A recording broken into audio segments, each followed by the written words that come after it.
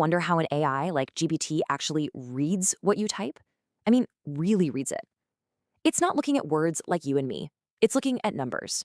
So today, we're going to pull back the curtain on tokenization, the first and maybe the most important step in teaching a machine how to speak our language. Let's get into it. Right, so that's the big problem, isn't it? Computers live in a world of ones and zeros, of pure math. We live in a world of words, of nuance, of ideas. The bridge between these two worlds, that's tokenization.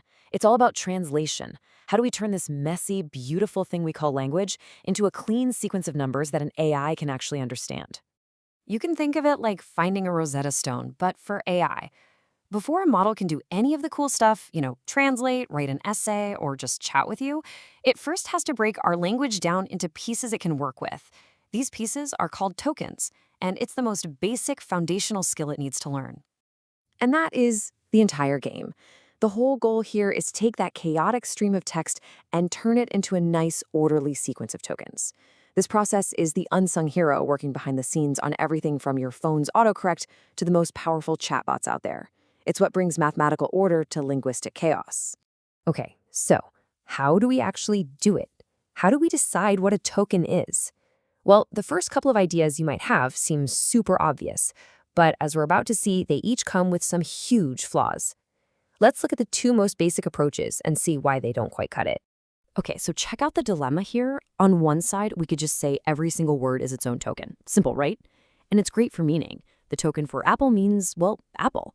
But the problem is your dictionary, what we call the vocabulary, would just explode. Think about it. Every plural, every variation, every new slang word, you'd have an infinite list. It's totally unmanageable. So, okay, what about the other side? We could use single characters. Now our vocabulary is tiny, just the alphabet, numbers, punctuation. But we lose all meaning. The letters C, A, and T are just three separate things. They don't mean a furry animal that purrs. You see the problem? So yeah, neither of those extremes works. One is too big, the other is too simple. The real breakthrough came when researchers found a solution that was, well, just right. It's called subword tokenization, and it's the secret sauce that powers pretty much every modern AI you can think of. And here's the key idea, the big aha moment. We don't have to choose between whole words and single letters. We can break words down into their meaningful parts, these little subunits that still carry a piece of the meaning. This is where things get really, really clever. And this example just shows you how powerful this is. If a model has seen the token catch and the token ing before, it can pretty much figure out what catching means, even if that exact word is new.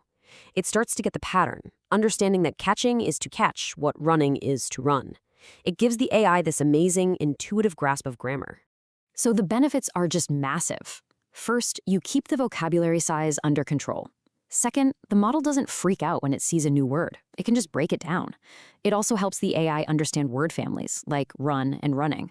And on top of all that, it's super efficient for handling lots of different languages.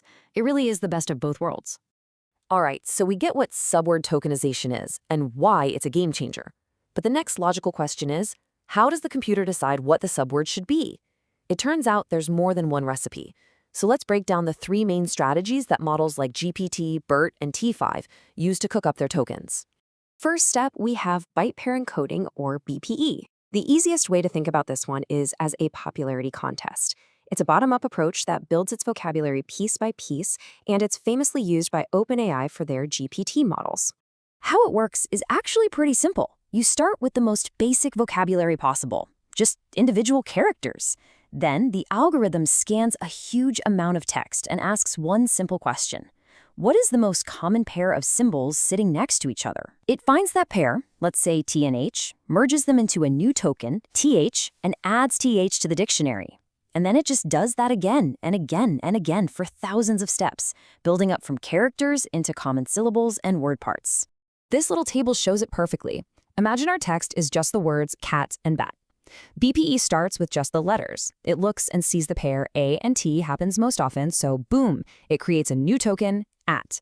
Now our text is seen as C at and B at. It runs the process again and just keeps on building up these bigger and bigger chunks based on what's most popular. Simple, but super effective. Next up is word piece.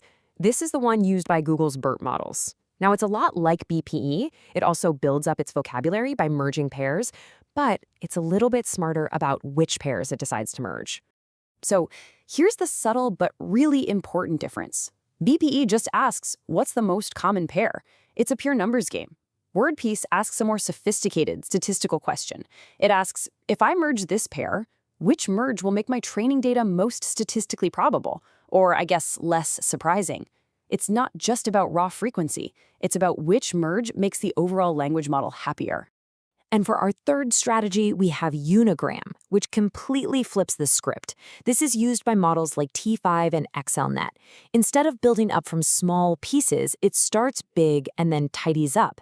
Think of a sculptor who starts with a giant block of marble and just chips away everything that isn't part of the statue. So, unigram starts with this huge, oversized vocabulary with tons of possible subwords. Then, using some clever math, it calculates what's called a loss score for every single token, which basically means how much would it mess things up if we got rid of this token. It then systematically starts throwing out the least useful ones, the ones whose removal hurts the least. It just keeps pruning and tidying up until the vocabulary is down to the perfect, most efficient size. And this table is really the perfect cheat sheet.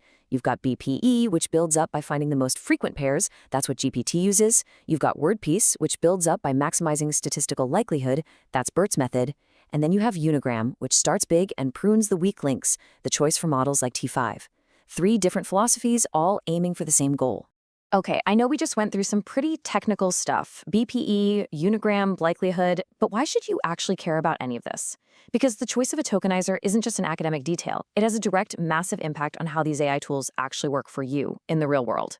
To put it in perspective, after all that merging or pruning, a big modern language model ends up with a vocabulary of somewhere between 30 and 50,000 unique tokens. That's it.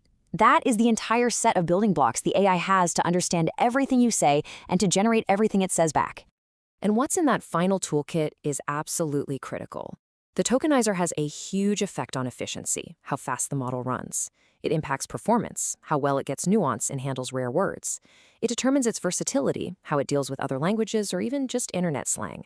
And maybe most importantly, it defines how the model reacts when it sees a word that is completely, totally new. When you get right down to it, the tokenizer is the gatekeeper of information. It's the lens through which the AI sees our entire world of language. The choices it makes, the subwords it decides are important, literally shape everything the model can ever learn and every single word it ever says. And that leaves us with this really interesting question to think about. Our language isn't static, it's alive. We invent new slang, new technologies create new words, new ideas spread. So the big challenge going forward is, how do we build tokenizers that can evolve too? How do we make sure our AI can keep up with our ever-changing conversation?